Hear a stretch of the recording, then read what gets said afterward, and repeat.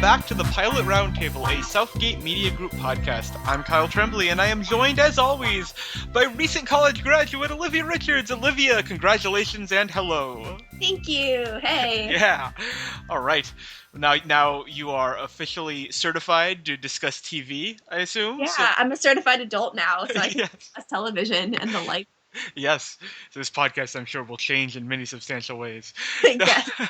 Well, for anyone who missed it, Olivia and I did our recap of the spring TV season a few weeks back. And so this is sort of our first entry into the summer season, and it comes in the form of Fox's Twin Peaks-inspired mystery series directed by M. Night Shyamalan, Wayward Pines. Olivia, what did you think of this pilot?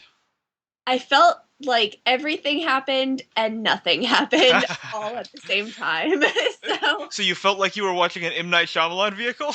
Exactly. Oh my God. It's like he knew. No, that's the thing. Like, I love M. Night Shyamalan, like his early work. I feel like I'm in the same boat as everyone else Sure. that, knows of this director. But like, everything he does, it's like either he's really, really, really on or he's really, really, really off. So, he has his hits like, I would say like The Village and Oh, you're calling The Village a hit? okay, you know what? I was a fan of The Village, so like I might Sixth put Sense here. But things like that where like when he is really on top of things, he's really on top. But then like, when he makes movies like The Happening, where you're Yes. like, why am I watching this? What is happening? I feel like Wayward Pines kind of falls like into the middle of the pile of like what could be a hit, but also from what I saw, like I'm not really sure yet.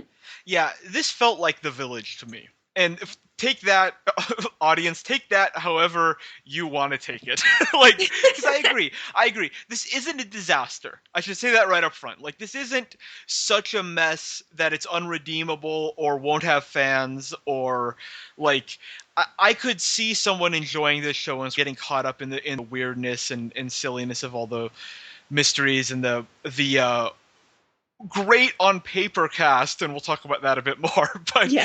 I mean, there are things to like. So we do a lot of pilots. Some of them are just garbage. This one at least is worth the discussion.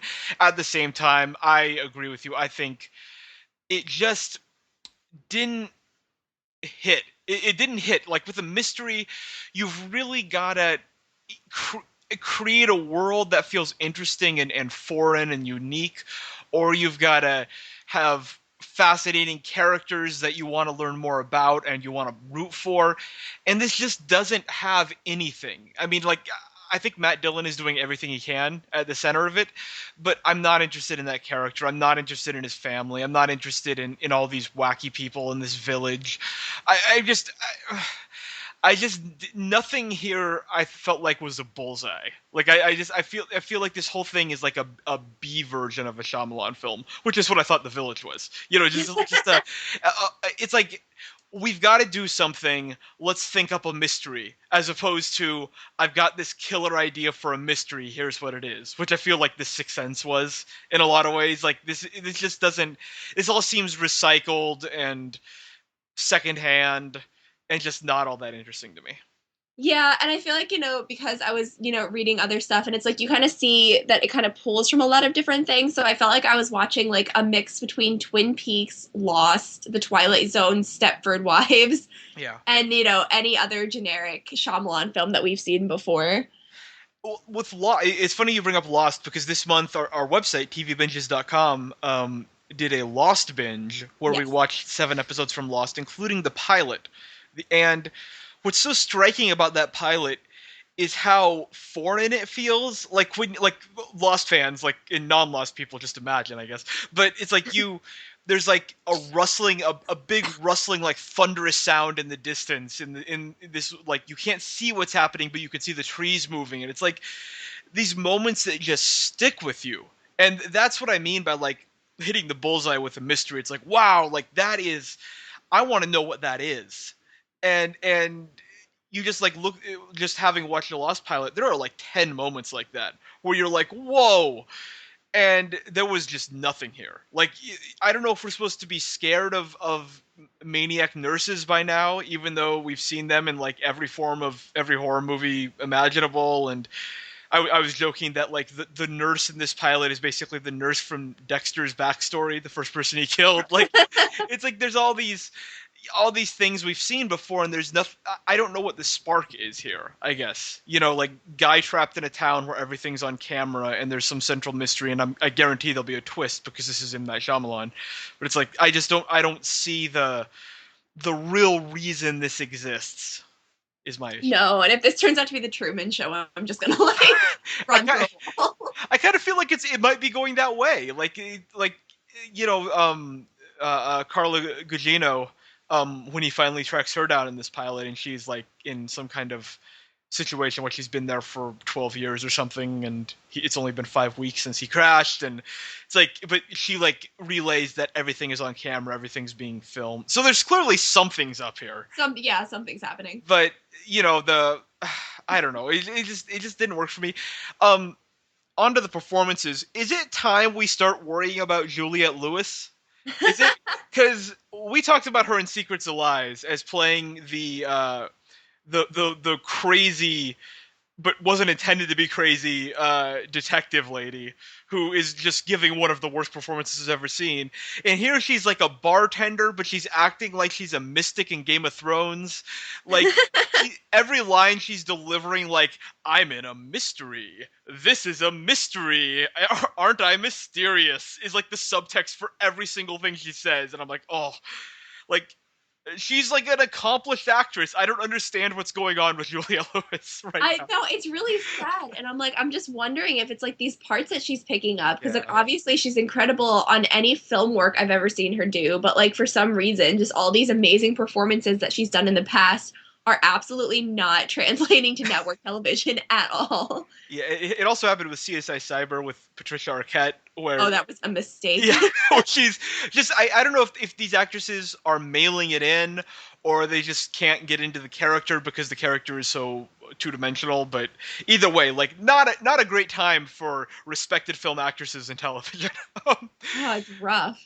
But did any of the performances grab you? Like, what did you think of Matt Dillon's performance? Actually, I was reading another article, but they had kind of described his role as being kind of like a very, very dark comedic role. And Mm. actually, when I look at the series from that perspective, it kind of makes sense because like you just see him wandering around, like having literally like no idea what's going on. Like I loved Melissa Leo's performance. That Sure. I can say was definitely my favorite out of the show. Of just seeing this, crazed nurse who's like, straight out of like, the Stepford Wives, who Right. just is like super optimistic about everything. And then, he tries to escape and she just goes crazy. Mhm. But yeah, now that I'm looking at it, I can definitely see that, he has like the perfect deadpan delivery for this kind of role where he just like literally is trying to piece everything together, one bit at a time, but like nothing's coming together. And the people around him are certifiably insane. And, Yes. he's just stuck. That's an interesting observation because I do think, and we talked about this with the former Melissa Leo production, The Slap, which is Yes. this is on the verge of being comedic, and what I would have liked from this show is to be more overtly comedic, like because I can see like again that nurse character is like one line away from being a comic slash horror character. But she never says that line. I mean, it's played pretty straightforward, and there is a certain humor to the situation in general. But to me, like if this was going to work, and the mystery wasn't going to get any better or more interesting, and the characters weren't going to be any more interesting, then what they needed to do was make it a black comedy, like in a real sense, as opposed to like kind of, at least in this pilot, like anything that was funny about this pilot, I feel like was an accident. Yeah. Which is a problem, which is again the slaps problem. But like, if this had been kind of like, I'd be interested in a mystery show that doesn't take itself too seriously, which is obviously never going to happen with M. Night Shyamalan. But like, like I mean, maybe a mystery show where like the ridiculous of it all is a little bit more meta, and we sort of get to peek behind the sort of veil of mystery that engulfs everything. But here, I just thought, like it just, to me, it just felt more stale than making any kind of commentary or telling any kind of joke. Like it just, I don't know. Maybe in future episodes there'll be more of that. But I just sort of, like I didn't think Matt Dillon like, and I guess that's part of the comedy is that he just is sort of befuddled by the whole thing, but it's not in a comedic way. He's like angry. He's like grabbing the bartender by his collar and doing all the stuff that you would expect someone to do in this situation that we've seen someone do a million times. So Yeah. I don't know. I don't know. I think that's a way to make it more interesting though, is to read it as a comedy.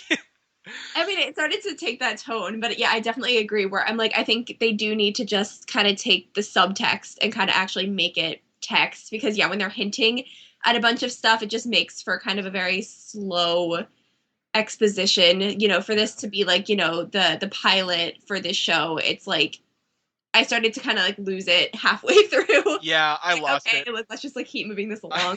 Yeah, I lost the thread about 20 minutes in. Yep.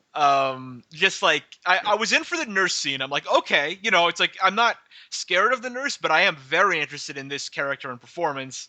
And then sort of once he got sort of out and about and started like leaving 50 messages at home and calling and everything, I was like, okay, all right, I was like looking at my clock. I'm like, oh my gosh, it's only been a half hour. It was Yeah, rough. It got rough. It got like very dicey partway yeah, through. I kind of temporarily checked back in for the Carla Gugino scene where she's sort of explaining some stuff about like we're under surveillance and like she hasn't been brainwashed, but she's sort of pretending along with this world. And so I was like, okay, like that's a fairly interesting thing. But then it just sort of went right back into him being confused about where he is. And I don't know, like it just never hooked me. Like I was never like really on board for this one. And I guess that's my ultimate failing to enjoy the show. Is there anything on TV that this reminds you of, or can you compare any aspect of this show to any other shows? I would say the ones that definitely stuck into my mind, just even from just the opening shot, definitely Lost. Yeah, we had said Twin Peaks before, and what kind of popped into my mind was Twilight Zone. Kind of, Yeah, it seems like that could have been like its own independent episode of that show. and you also brought up the Truman Show earlier. It's kind of put all those things in a blender, see what you get. A weird cocktail. Yeah, doesn't really. You put a lot of fruit in the blender and ends up not really tasting like anything.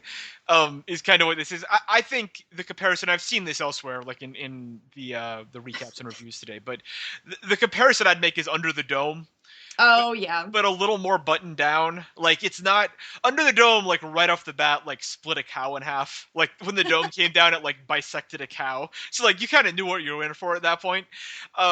This is kind of like recent Under the Dome, where it got really invested in its own mythology, which is a death blow for a show that was surviving only on unintentional comedy.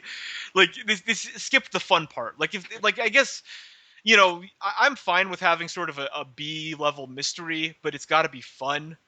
And this, I don't think, is very fun. So, yeah, that's my Yeah. ultimate conclusion. Well, we can just add Big Jim into the show because I think that would actually just take a B show like definitely to like an A plus. Absolutely, like you could see it. Like it'd be so easy. And the actors, I shouldn't end this podcast without talking about Terrence Howard as the sheriff, Yes. delivering his most sinister, like Snidely Whiplash mustache twirling performance possible. But it's like the performances are already there, but the characters aren't written to allow that level of like, wow, this is bonkers kind of madness. Like the show just it's not willing to let go of the kite string. It's still got to try to fly itself as like a serious mystery that you should really care about. Whereas like Under the Dome, like right off the bat, was just like a nut job festival. Like no one, you know, it was just you kind of knew what you were in for. And here it's like it's still clingy to it. So, Olivia, final verdict: thumbs up or thumbs down on Wayward Pines? Oh man, this is a rough one. Okay, part of me is like a little bit torn because I do want to see like next 2 or 3 episodes if it can pull itself together. So that's like my one hand thumbs up. Sure. But then my other hand thumbs down is like, okay, I'm not really digging what I saw, and like I kind of am not really optimistic about it. So I'm giving it like a weird mixture, just like the Sure. show. Yeah, there you go. You are a kind soul and very very forgiving and patient and always want to see the best in things. I of course am a bitter old person. Thumbs down from me. I just no, it's a no. Sorry, Wayward Pines. But that wraps up this edition of the Pilot Roundtable. You can read Olivia and my writing at tvbinges.com. And you could right now vote in our most recent binge poll and be sure to participate in that binge. We've got comedies this month, so Parks and Rec, The Office, How I Met Your Mother, a couple others. We're going to do a binge on at the end of this month. Be sure to participate in that. And you can listen to all of our podcasts at southgatemediagroup.com or find us on iTunes. Look up the Pilot Roundtable. Until next time.